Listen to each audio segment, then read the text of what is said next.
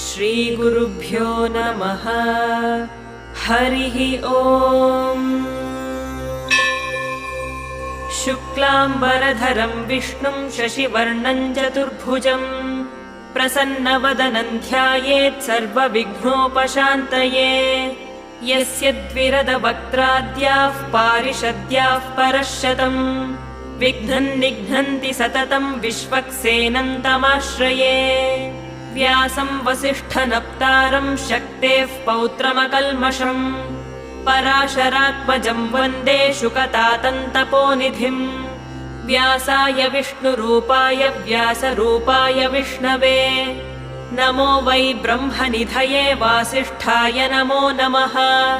अविकाराय शुद्धाय नित्याय परमात्मने सदैकरूपरूपाय विष्णवे सर्वजिष्णवे।